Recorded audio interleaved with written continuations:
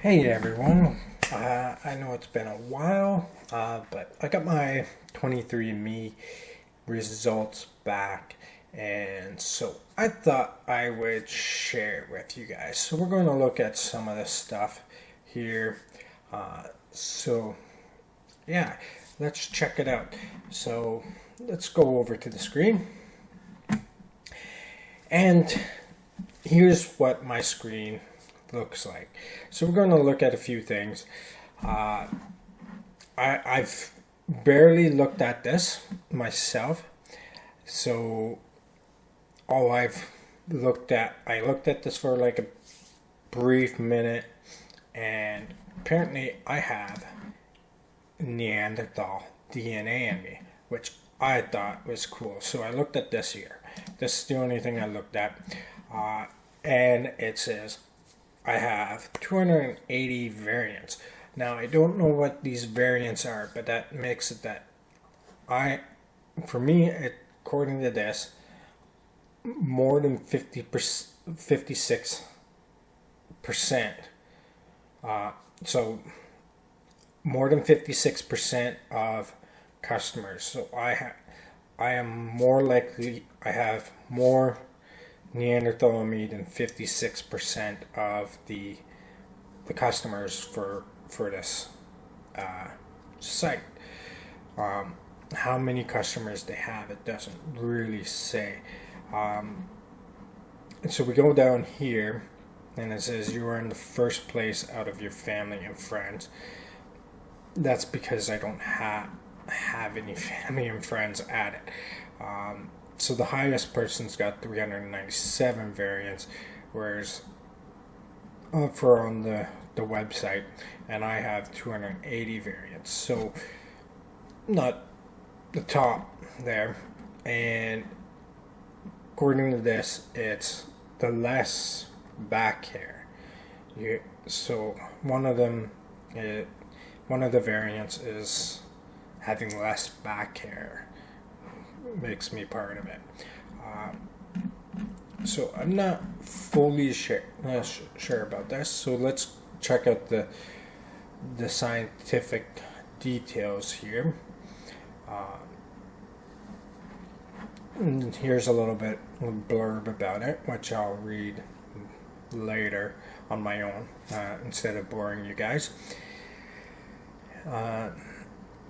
So there's, I guess, for Neanderthal ancestry, there's 1,400 genomes for Neanderthals. So we have 280 of them, I'm thinking is what this means.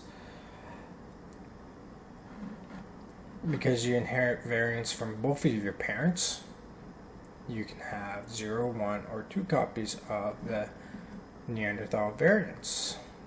So the most we've ever seen is less than 400 of the variants. Variance copies, which is therefore a number between 0 and... So there's 2,800 variants. And the most anyone has is less than 400. As we saw, was 300 and something. And I'm at 280. So I guess this is the variance, and what exactly it is, I don't know. So this is the 280 variants, but we can't click on it to find out.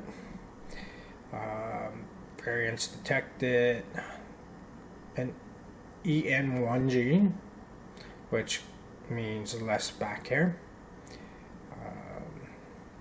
I guess.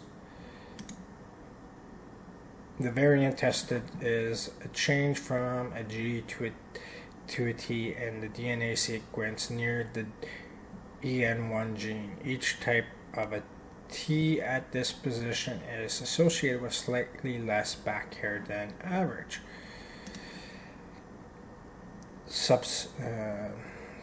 Typical sequence is G substitution to variant E. And then references. These are our references if I wanted to look into it. Interesting. So that's pretty cool.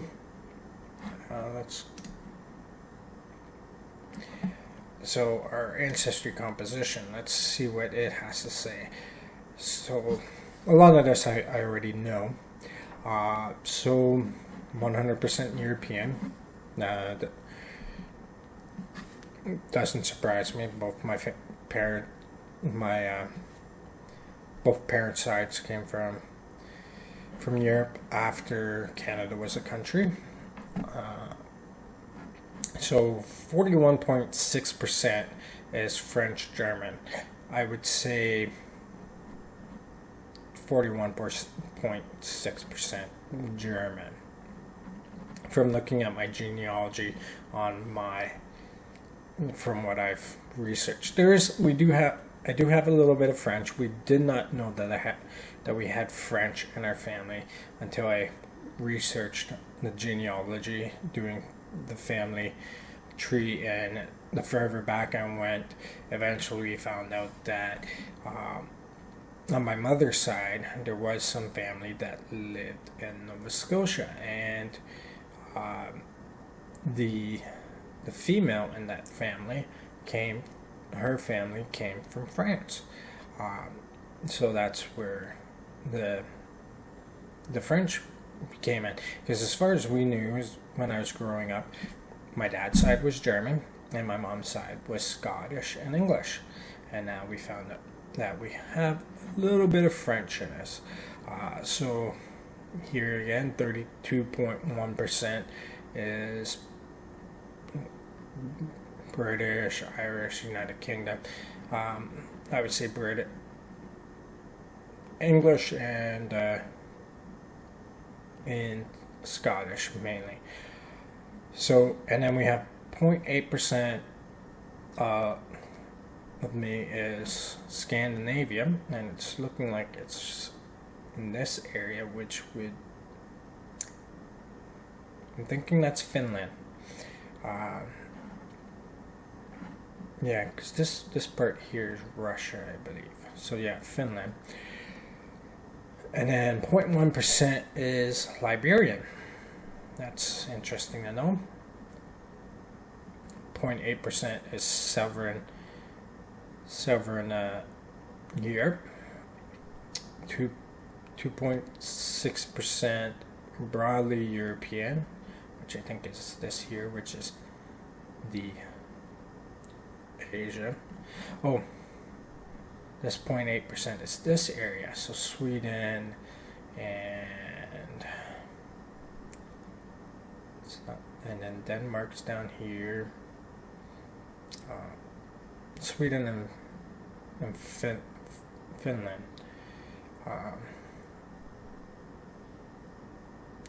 And then this here is broadly European, broadly Southern European. This is 0.8%. 22% is this here and that there, if you can see mine. So we go down to your ancestry timeline. So French German from 1950 to 1890, and same with the British, Irish, they're saying British basically. But if we go back to 1830 to 1740, they're saying that's where we get our Scandinavia, and then from 1800 to 1710 is where the Iberian. I'd have to look up that. I've never heard of Iberian. So yeah, that's pretty interesting. Like, we can go into more detail. It's down here. A lot of this gives a lot more detail. Now your ancestry composition, chromosome painting is here. I'm not going to go through all of this. Let's check out the scientific details that it's got to say. So how they calculate, how they determine your results, and then they show it here. I'm giving, I guess, like for here, it's showing more of the United Kingdom. Here it's not showing anything. So we just kind of like, they don't know where we came from. So yeah, that's pretty interesting. And let's go back to the ancestry. So it shows your DNA family, your paternal haplogroup. Not even sure what that is. So this is pretty interesting. So came from, it's going all the way back. So from when we went from Africa into Saudi Arabia, which is every human, to be honest, as far as I understand, because my research and listening, because I love historic documents and science. Apparently humans went from the common day human, every human today is that lives today has got ancestry to Saudi Arabia, the tribe that left Africa, and then they went, some of them went back into Africa shortly after, and settled over here in West Africa before starting to sprout out towards the east and south. And those are mostly your sub-Saharan Africans, or blacks as we call them, and then some of them went into this area, into the Middle East, and that would be your Sumerians, and then from there a group went into Egypt and began your Egyptians, and from the Sumerians you also went into Greece, and then Greece colonized northern Africa coast and South European coastal line, and then the Romans began from there, and eventually everyone else kind of moved all over the place. But this is pretty cool that it does that. It gives you a breakdown of how we migrated and tells you a little bit about your DNA. So that's pretty cool. And let's go back to the home page here, and let's check out this carrier status, see what it's got to say. I'm not going to try to pronounce everything here because RSACs or whatever. So a lot of this stuff's not detected. Well, all of it, according to this, not detecting anything here. And that's my carrier status, all health reports.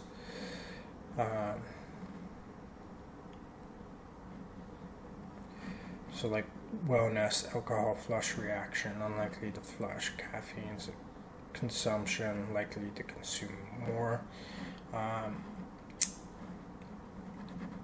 That one there's kind of wrong because I barely consume any caffeine. Deep sleep, less likely to be a deep sleeper. This makes sense because I don't sleep without medication. Genetic weight, predisposed to weigh about average, lactose intolerance, likely tolerant, not tolerant to lactose.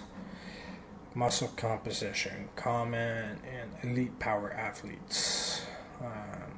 saturated fat, weight, likely similar weight, sleeve movement, likely more than average movement.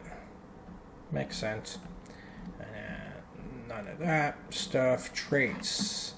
Asparagus odor detection, likely can smell. I'm gonna have to look into that some more. Back hair, likely little upper back hair. Again, that's, as we saw, that's part of my Neanderthal DNA. Bald spots, likely no bald spots. Yeah, I'd like you to tell that to the top of my head. Bitter taste, likely can't taste. Okay. Cheek dimples, likely no dimples. Yet I've been told I have dimples. Cleft chin, no, that makes sense. Earlobe type, likely detached earlobes. Not really sure what that means. Early hair loss, likely no hair loss. Again, I like you to tell that to the top of my head. Earwax type, likely wet earwax. Okay. Eye color, likely brown or hazel. Brown is correct. Mine do something like 95 to 98% of the world is brown eyes anyways, so yeah. Finger length ratio, likely ring finger longer than what? Like my longest finger is my middle finger, so let's check that out. So going to give me any information here. Combination of your genetics and other factors make you likely to have longer ring fingers than index fingers. Yep, that's true. Okay. Freckles, little freckle, likely little freckling. True, I don't think I have any freckles, or very, very little. Hair texture, straight or wavy. Yes, it is straight. I had somewhat curvy, wavy hair when I was a baby and a toddler, and even my son had that. And with my son, it started going straight around the age of 5, I believe. So, and now he's got straight hair like me, and I'm not sure what age it started with me. Light or dark hair? It says light, likely light. It's still brown, but it's not a dark brown that looks like black. Newborn hair, likely little baby hair. I would have to look at my baby photos to know, and probably talk to my mom about that one. If I was born with, I do know I was born with hair. How much, I don't know. Photic sneeze reflex, likely no photic sneeze reflex. I'm going to look that up later. Likely no red hair. Yes and no. I have very little amount of red hair, or I did have a little bit of red hair in my facial hair.